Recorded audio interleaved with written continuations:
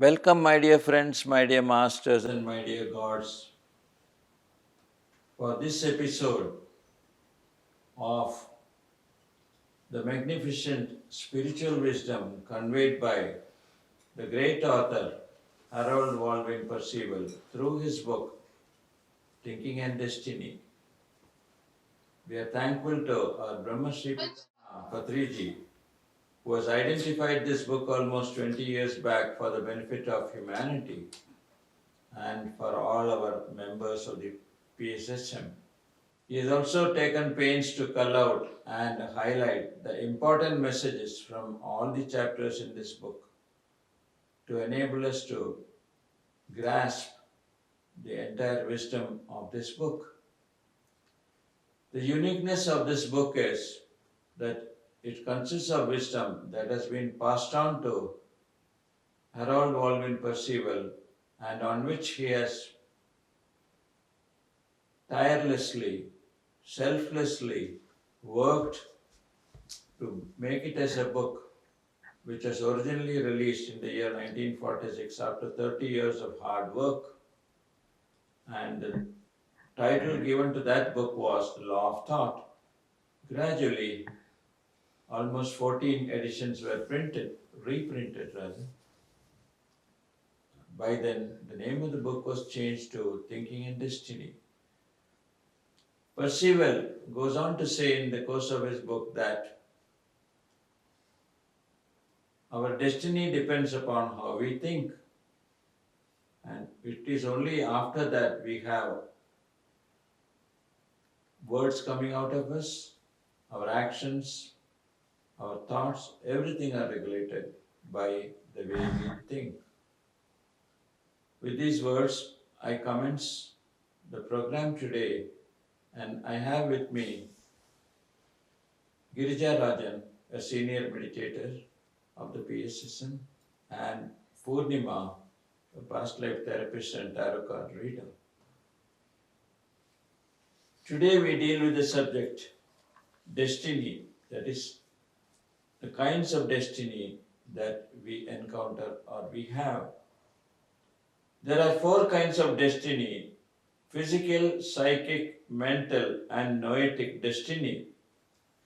They are the conditions under which the human lives on the physical plane and in the psychic, mental, and noetic atmospheres of his triune self.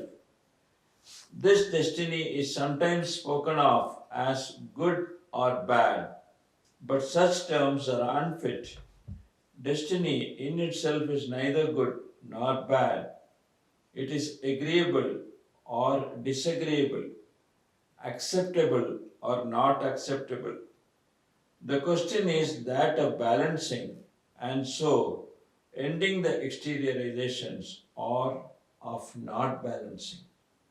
The question is not of good or bad. So-called good destiny may be bad and bad destiny may be good according to what use it is made of it. So first we start with physical destiny. What physical destiny includes? Physical destiny is everything that affects flesh and blood and nerves.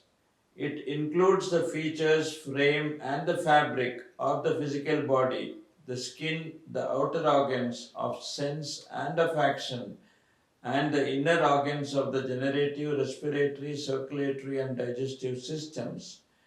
It also includes all physical causes that affect the body agreeably or otherwise. Physical circumstances that carry with them opportunity or the lack of it, environment of all kinds, food, and the means of work or of leisure are physical destiny.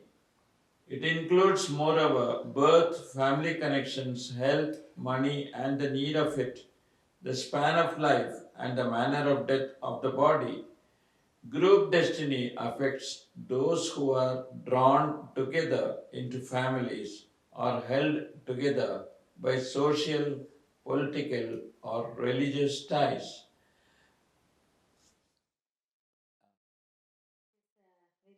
beautifully said. We should know that there are 4 types of destiny in front of us. Destiny is neither good nor bad. It doesn't have anything. That's what we think. Oh, it is a bad destiny. It's a good destiny. We think like that. There is no such thing as far as destiny is concerned. It is how we perceive it, we take it. So if it is not disagreeable, if it is disagreeable, it is okay. It is not okay. If it is agreeable, it is okay. That is what we think. Then we call that as agreeable destiny as good destiny, and disagreeable ones we call as bad destiny. No, there is no such thing as good and bad here in destiny. So destiny, what it consists of is the physical destiny, that which we uh, encounter through this physical body, or we come across such destiny through the physical body. That is known as physical destiny. And the psychic means we feel the joy and sorrow through the feelings. That is psychic destiny. And the mental destiny is where we think over all this and then come to an understanding of it. The noetic is finally we learn from that. And we come to a very great understanding or the enlightening part. That is, there is also part of a destiny.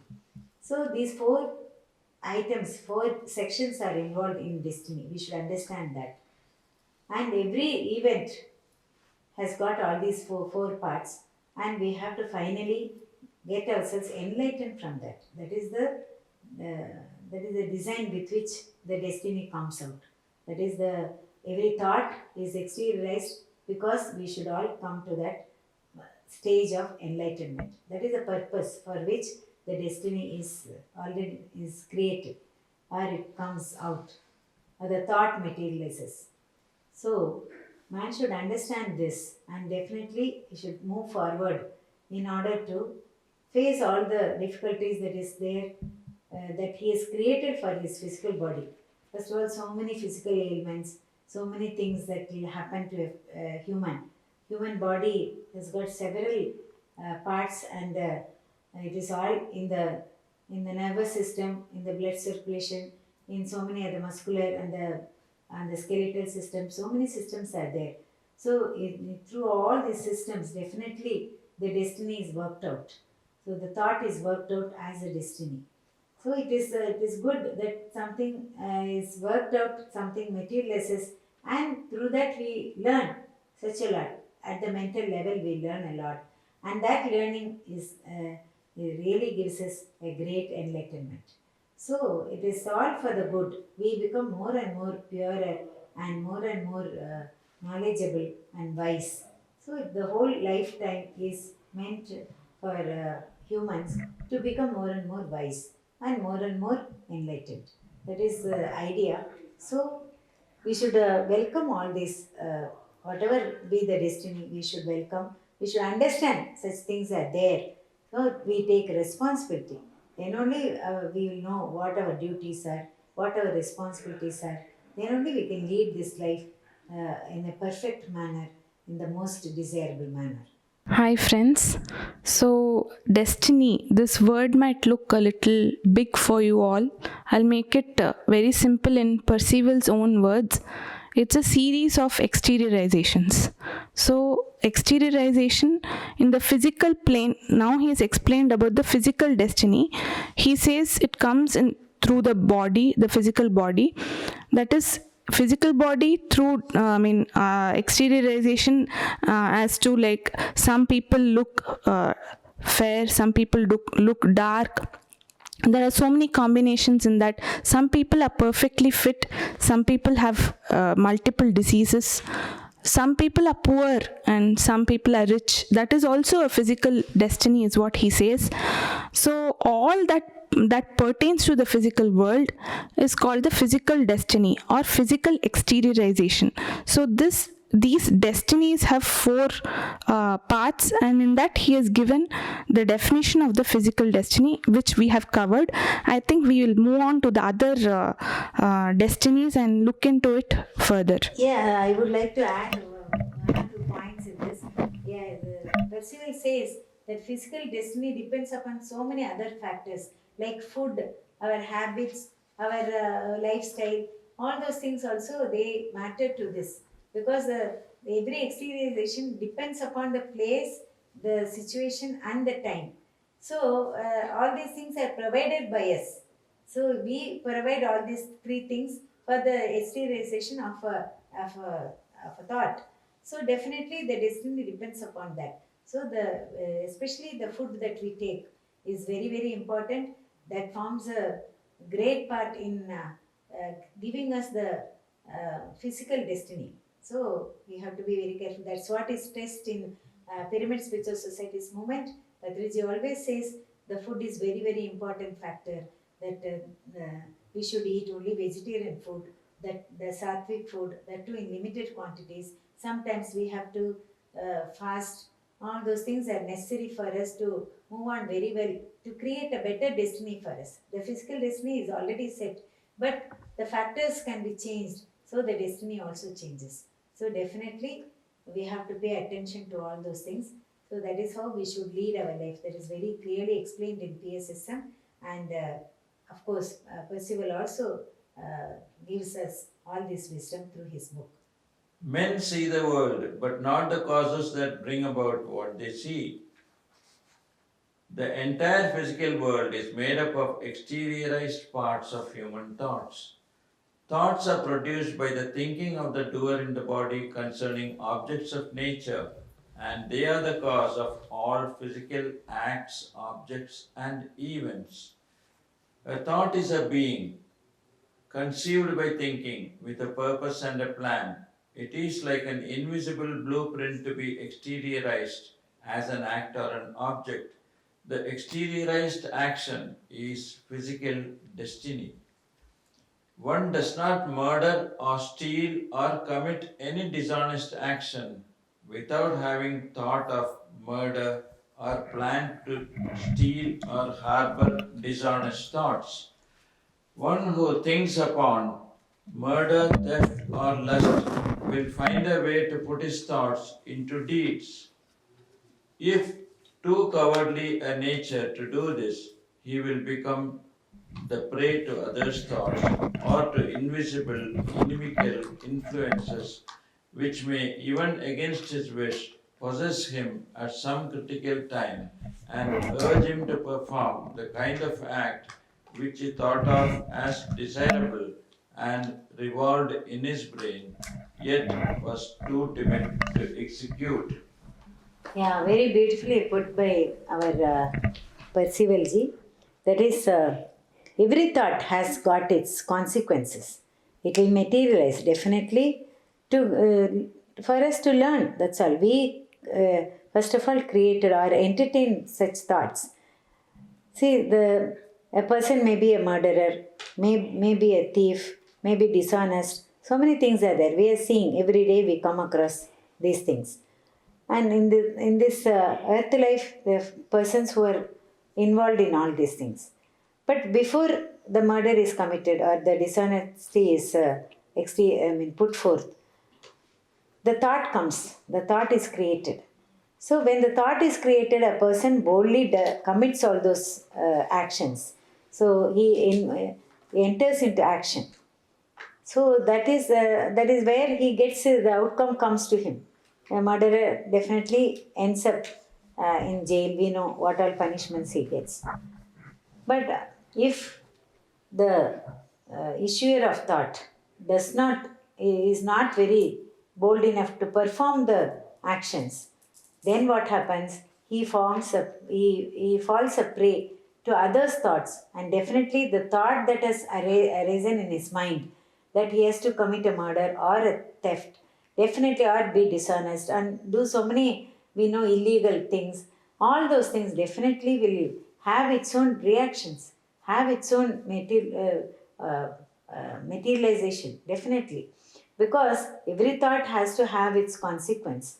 So even though the person is not very bold enough to perform those actions, he will get the reward of those thoughts. Definitely, we cannot escape that. Nobody can escape that.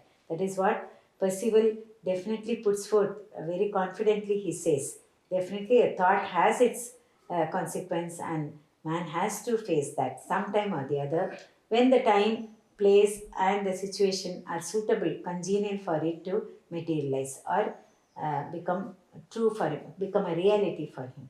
So, so where we should be at the thought level, very responsible, and entertain only such thoughts which are beneficial to us and beneficial for others.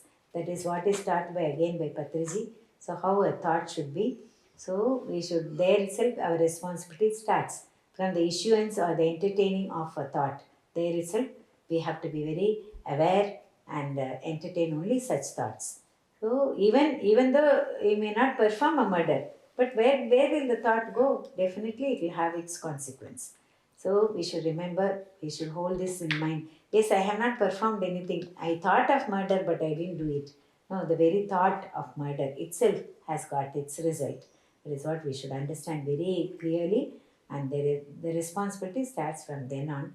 So I think the humanity will understand their responsibility where it starts. So all that we see here is out of us has been materialized, has been created only through our thoughts. Man may not understand that. He may not have any connection. He may not even imagine that there is a connection between the thought and his thought and the creation that is there in front of him.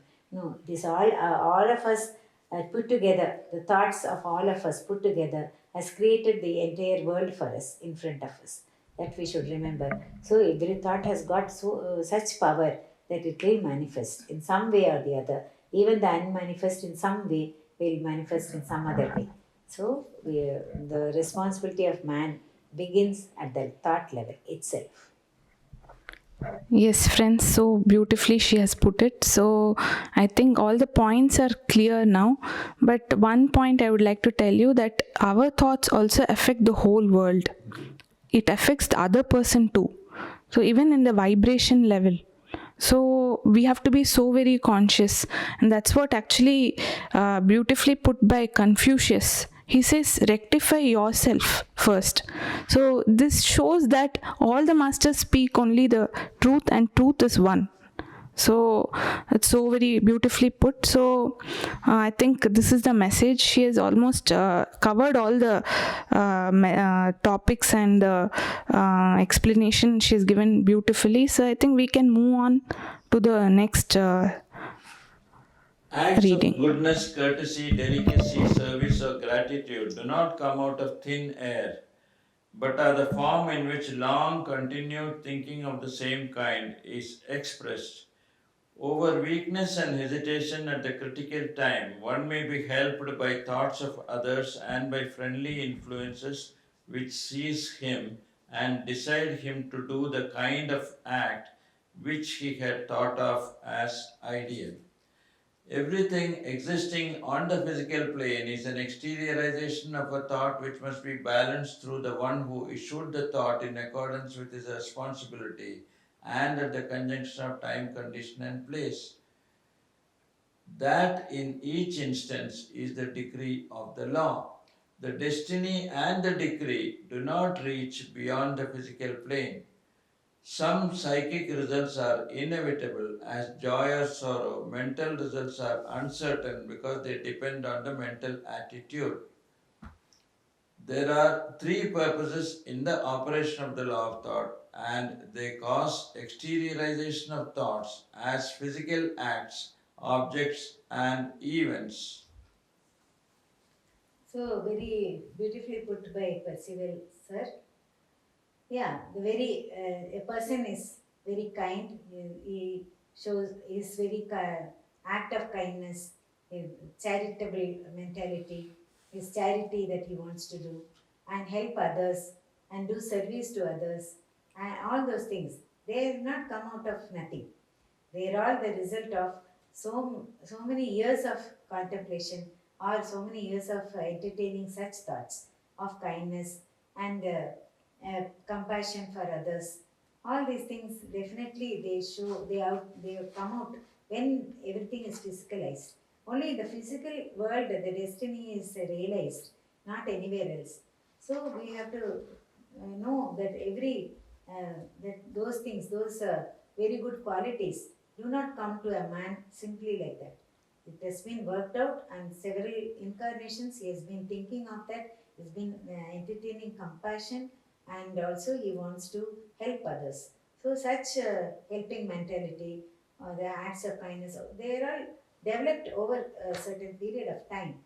So definitely they wait for the right occasion to exteriorize themselves, those such thoughts. So they wait for that place, the time and the situation, the right time, the right place and the right situation to happen, so that it can exteriorize itself.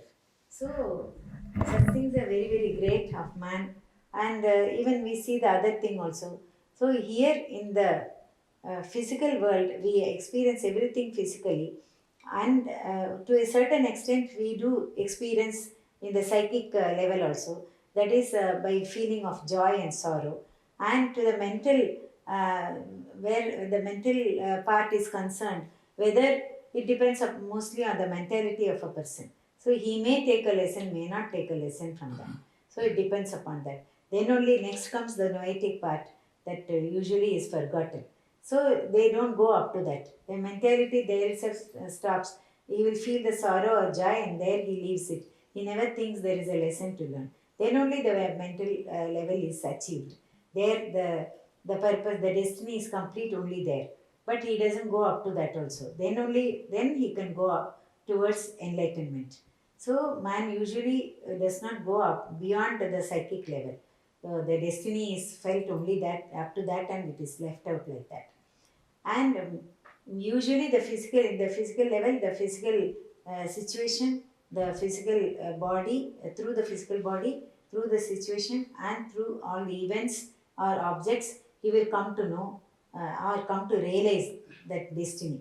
Only through these three things that he will come to know: the physical body, the physical objects, and the physical events that happen to him in his life.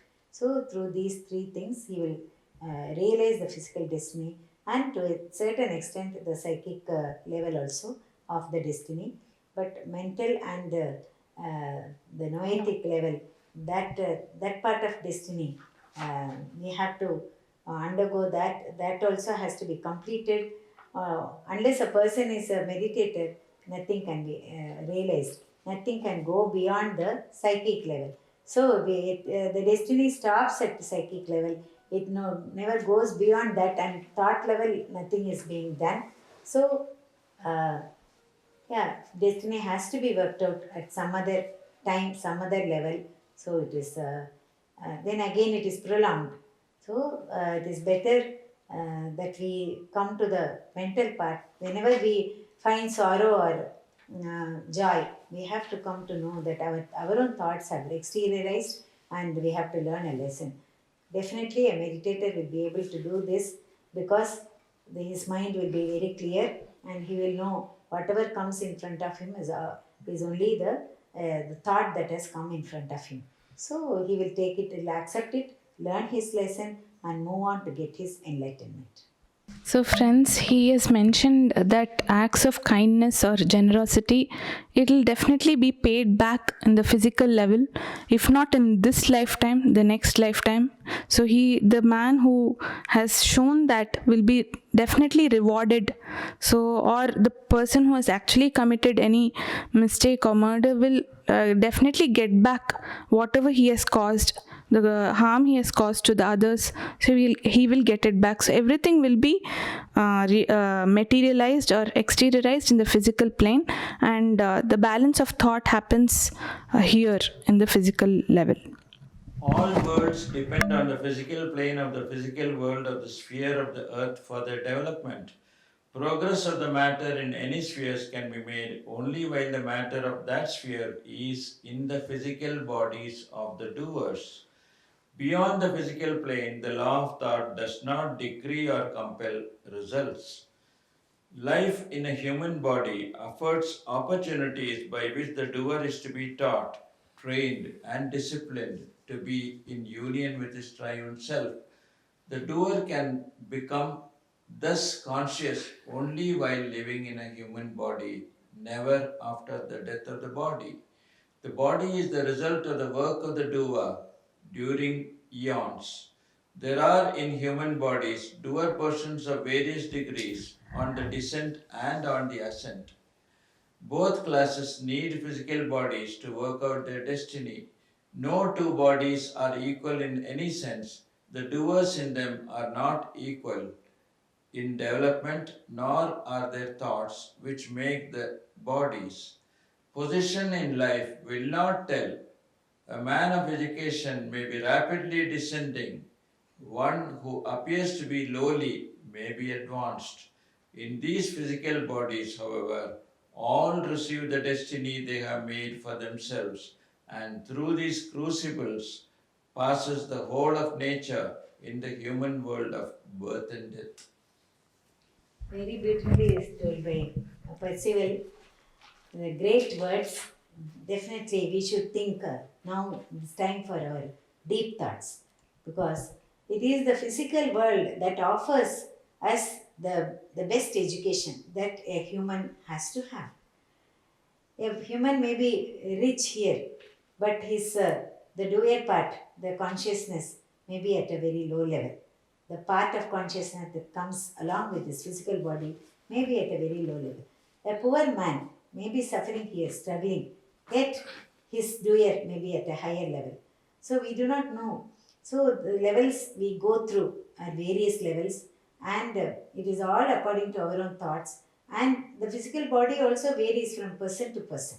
So many various varieties are there. In small ways, we all differ. The entire humanity, the humans, they are in the whole on this earth. They differ at least in minutely, somewhere, some way. Even though they may be twins or triplets born at the same time, but they will have physical bodies at different stages, because the doer is different, because the level of the doer is minutely different from each other. So we should know all these things, and all the other worlds that are there, they look upon this world for getting this education. This earth is a beautiful school. There only we get all the education for our upliftment, the soul upliftment, or the consciousness, being conscious of consciousness happens only here in this world. So definitely, so many births we have to take, and to get the physical body also, the thought might have arisen to us eons of times back. So we do not know how many years back we had that thought, but it materialized only now. So like that, every human should regard the life that he leads here. Yes, he has got a physical body. That is the reward of his thought and the exteriorization of his thought, and how the life should be. Yeah, he has to take responsibility, do his duties properly, and then give due respect to the human physical body. That is where we start the physical body, from where we start our dharma or the righteousness. So we have to be righteous with our own body, give the right food, the proper food, and the in a limited quantity. So in the required quantity. So that is very important. How we breathe, how we drink water, how we eat. These are all very, very important. We have to take utmost care and caution and be aware in every act of ours on this earth plane, because it's a very great boon that we have got to have this physical body and come here in this physical school, and then to be great masters. So this is a very great chance given to us, of course by our own thoughts. But should we waste our own lifetime here? Have we come here for that? Never. We have to learn such a lot. So it's a great school. We will not waste any time. We will never be in a hurry. We will also will not also waste any time. So we will put the whole time, our whole lifetime, into the proper action, into the proper understanding of life, and in expressing, entertaining such thoughts, which will be very beneficial for the others. So spend our time for others and our own upliftment. So we can lead a very great life, and enlightenment is our own cup of tea. We are all entitled for that. So it is possible for us to reach that level very easily, only if we put our mind to it. We think of all these things. Yeah, it is a great boon that we have got And there are so many who are waiting in the queue in the other worlds to get a physical body. Yes, it is not that very easy. So we have got it, and so we should utilize it in the best way possible for the service of others, for the kindness that we should show to the animals, and look after the plant kingdom. And definitely we will not harm the nature. We'll go in line with nature and enjoy nature. We will not waste nature or spoil it.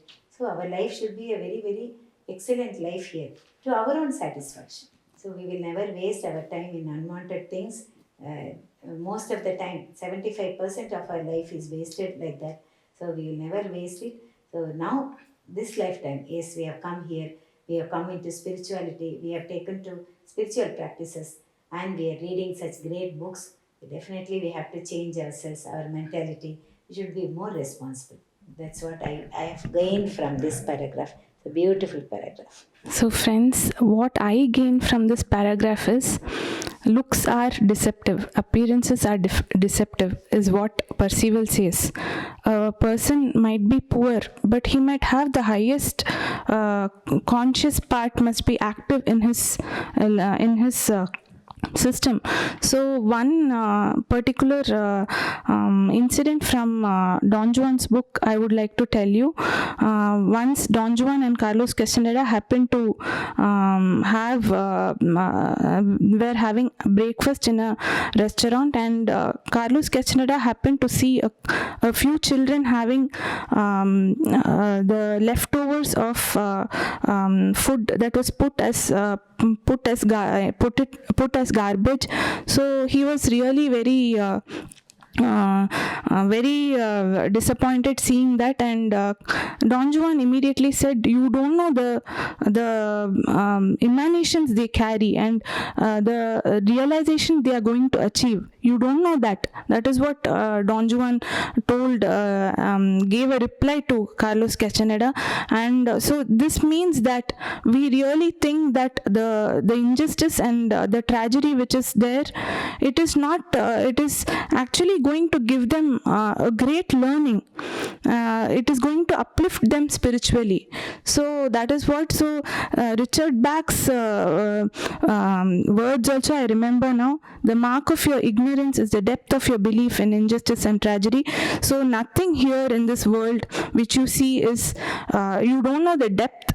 We just come into some kind of judgment which is not actually true. We don't know the truth of anything. So let us be non-judgmental of anything, and let us be again an observer.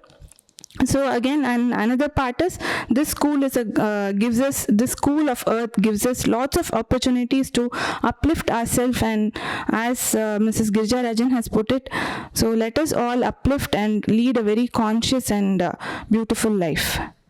So thank you, friends. We have had a wonderful session and an episode on physical destiny today.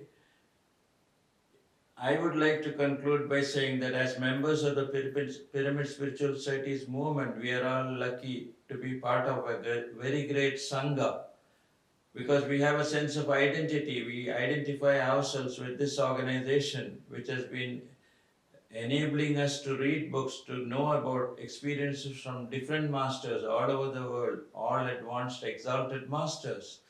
Now, in the final analysis, I would like to say that in the course of this physical destiny, since we have a body, and it is for us to maintain the body in the best manner possible, and just as Seth has said through Jane Roberts, that we create our own realities. The only extension to that is made by Percival, who says we create our own destinies by our own thinking, and the proper thinking is what leads us to the ultimate salvation. So once again, thank you, thank you, thank you, and thanks to Poonima and Girija Rajan. Thank you. Thank you so much.